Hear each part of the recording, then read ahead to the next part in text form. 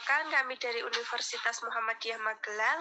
Di sini kami akan melakukan pendidikan kesehatan tentang gangguan fungsi ginjal dengan penyakit gagal ginjal kronik.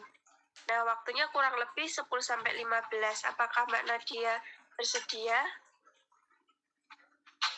Ya, Mbak, saya bersedia. Ya, baik, Mbak.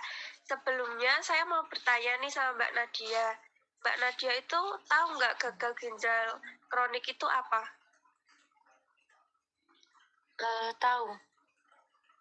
Apa, Mbak?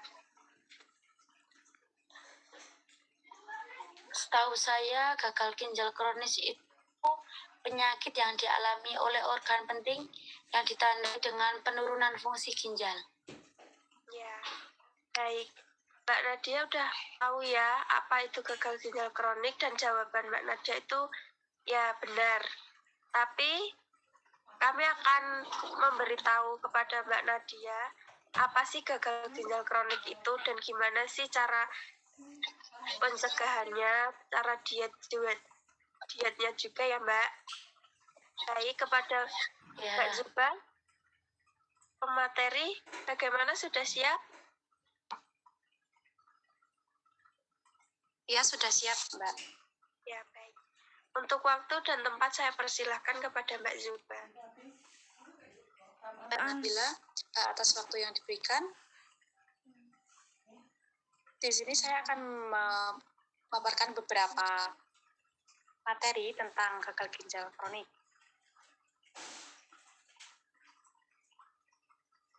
Seperti yang sudah disebutkan Mbak Nadia tadi, pengertian dari gagal ginjal kronik itu sudah betul ya Mbak.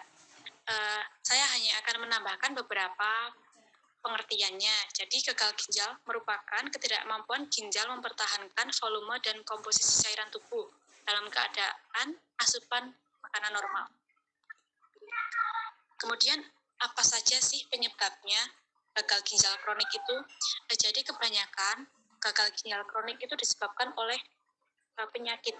Yang pertama diabetes, hipertensi, peradangan ginjal, kemudian infeksi ginjal yang berulang, penyakit ginjal polikistik, kemudian gangguan saluran urin yang berkepanjangan. Untuk diabetesnya, kadar gula dalam darah yang terlalu tinggi dapat merusak penyaring dalam ginjal.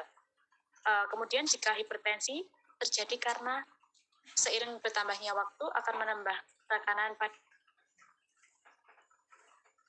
untuk bekerja secara normal. Kemudian jika terjadi infeksi berulang, ginjal berulang akan merusak jaringan ginjal. Lalu apa saja sih tanda gejala gagal ginjal kronik? Yang pertama anoreksia atau tidak nafsu makan. Yang kedua lemah. Yang ketiga mual dan muntah. Yang keempat nokturia. Yang kelima kelebihan volume cairan. Yang keenam peradangan pleura atau pleuritis. Yang ketujuh sampai. Kemudian ada beberapa penata laksanaan Mbak di rumah sakit dalam mengatasi gagal ginjal kronik. Yang pertama terapi penyakit ginjal, kedua pengobatan penyakit penyerta, yang ketiga penghambatan penurunan fungsi ginjal, yang keempat pencegahan dan pengobatan penyakit kardiovaskuler, yang kelima pencegahan dan pengobatan, yang keenam komplikasi akibat penurunan fungsi ginjal, yang ketujuh terapi pengganti ginjal. Nah, ada beberapa perawatan mandiri yang dapat dilakukan di rumah ya Mbak. Yang pertama menjalani diet khusus untuk mengurangi konsumsi garam serta membatasi asupan protein dan kalium dari makanan untuk meringankan kerja ginjal. Yang kedua berhenti merokok, tentu saja ya Mbak, karena Mbak Nadia perempuan tidak merokok ya. Kemudian yang ketiga membatasi konsumsi minuman beralkohol yang menit dalam seminggu.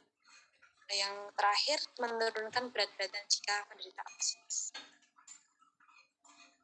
Yang selanjutnya tidak mengkonsumsi obat antiinflamasi non-steroid yang menyebabkan gangguan pada ginjal. Kemudian memeriksa tekanan darah secara rutin, menerima vaksinasi.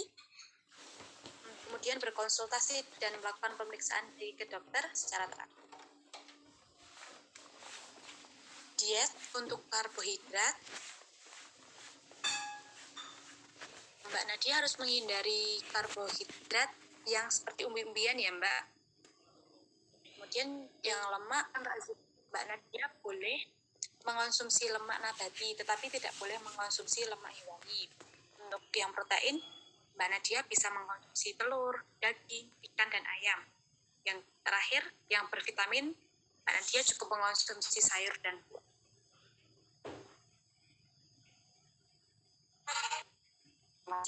Saya kira sudah cukup untuk pemaparan materinya.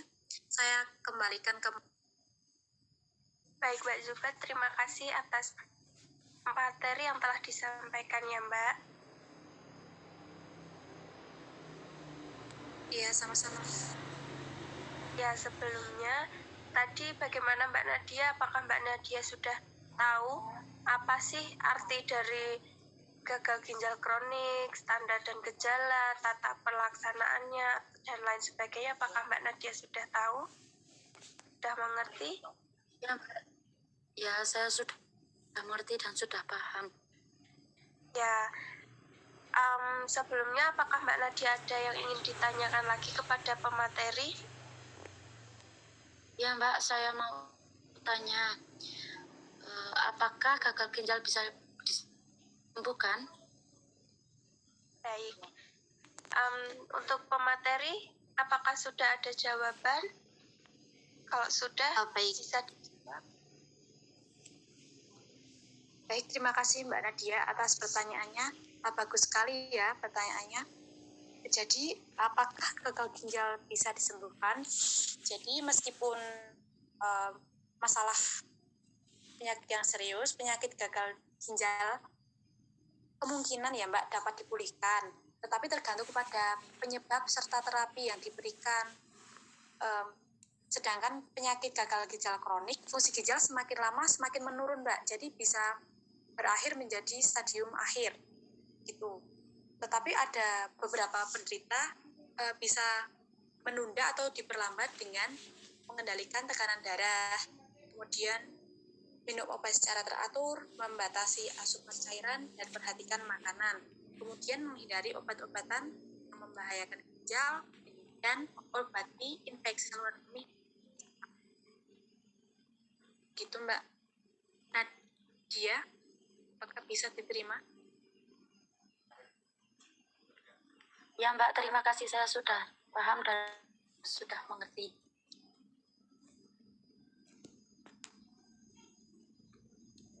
Baik Mbak. Baik Mbak, apa ada yang ingin ditanyakan lagi? Sudah Mbak, sudah tidak ada pertanyaan lagi. Ya, terima kasih ya Mbak Nadia.